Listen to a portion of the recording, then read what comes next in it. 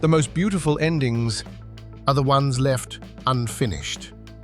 It sounds like a contradiction, maybe even a cruel one, because deep down, everyone wants a perfect ending, a story that closes with glory, with a final moment where the main character walks away into the light, carrying everything they've earned. But reality doesn't always work that way. Sometimes it's the imperfect endings, the broken moments, the cracks in the story that stay with us the longest. Because when something is too perfect, it ends. But when it's unfinished, it lives on. In questions, in what-ifs, in that quiet feeling of something that could have been different, but never will. The night of July 2006 in Berlin was exactly that kind of story. At the center of it stood Zinedine Zidane. Not just a footballer, but an art. He had already announced that he would retire After the competition. At 34, he was no longer the physically dominant player of his younger years. But there was something he had never lost, the ability to control a football match in a way very few players in history ever could. And in that tournament, he was extraordinary. After an unconvincing group stage, France entered the knockout rounds with doubts surrounding them. Then came Brazil, the defending champions, filled with superstars like Ronaldinho, Ronaldo, and Kaká. A team many believed would win it all. And Zidane took that belief apart. That night, he didn't just play football, he conducted it. Every touch, every pass, every movement carried a calm authority that felt almost unreal. The Brazilian players, used to dominating games themselves, suddenly became the ones chasing. Zidane didn't need speed. He didn't need strength. He only needed the ball. And somehow, time seemed that the score didn't matter. That performance became one of the greatest individual displays in World Cup history. At 34, Zidane was playing some of the best football of his life. And that made the final something more than just a match. It was the ending of a journey. The final between France and Italy began with tension hanging in the air. On one side, France, with Zidane as their leader. On the other, Italy, disciplined, pragmatic, and emotionally controlled, exactly as you would expect from them. In the 7th minute, Zidane stepped up to take a penalty. Most players would choose safety. Zidane never did. He chipped it. A Panenka. The ball floated, hit the crossbar, bounced down, and crossed the line. For a second, the world held its breath. For another, Zidane had scored in a World Cup final, in the most Zidane way possible. That was him. In the 19th minute, Marco Materazzi, who would soon become part of something far bigger, rose to head in the equalizer. 1-1. Everything reset. From that moment on, the game changed. It became heavier, harder, more physical. Tackles came in stronger, shirts were pulled, words were exchanged. Words no one could hear, but everyone could feel. This was no longer just football. This was a battle. Time passed. 90 minutes ended. No winner. Extra time began. The place where legends are either crowned or tested to their limits. And Zidane came so close to writing the perfect ending. In the 104th minute, he rose for a header. The connection was clean, powerful, precise. It looked like the moment, the goal that would define everything.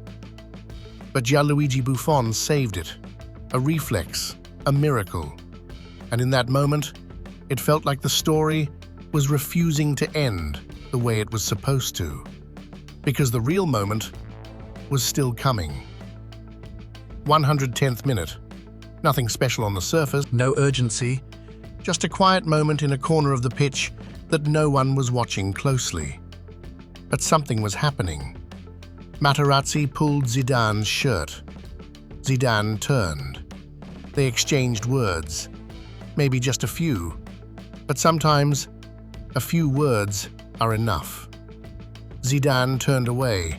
It looked over. But then he stopped, turned back, walked toward Materazzi. And in a moment, no one could have imagined. He drove his head into Materazzi's chest. Not accidental, not instinctive, deliberate. Materazzi fell. The stadium froze. No one understood what had just happened.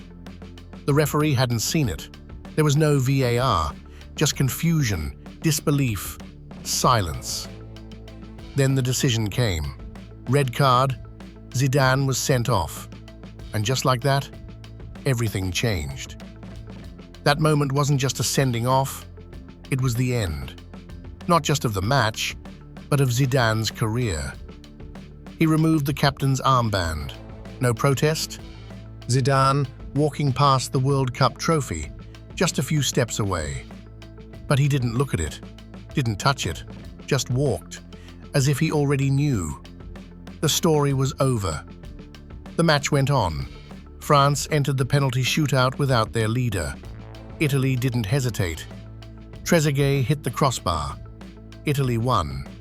World champions. But when people remember that final, they don't remember the trophy. They don't remember the penalties. They remember the headbutt. After the match, the biggest question wasn't who won, it was why. Zidane later admitted he had been insulted, something personal, something involving his family. Materazzi gave his own version. The exact truth?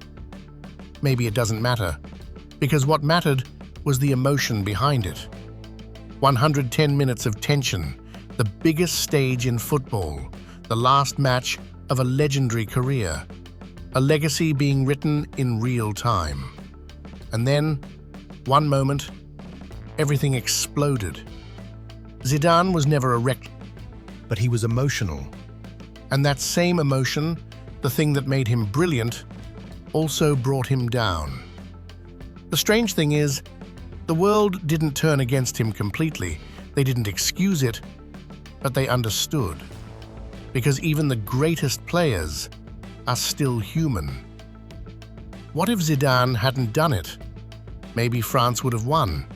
Maybe he would have ended his career with a perfect ending. Maybe the story would be different.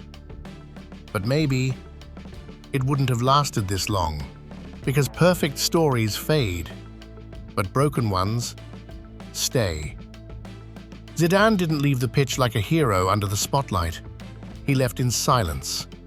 But that silence echoed louder than any celebration. And maybe that's why that moment still lives on today. Not because of the headbutt itself, but because it reminds us of something deeper. That even a genius, in the final moments of his career, can still lose to his own emotions.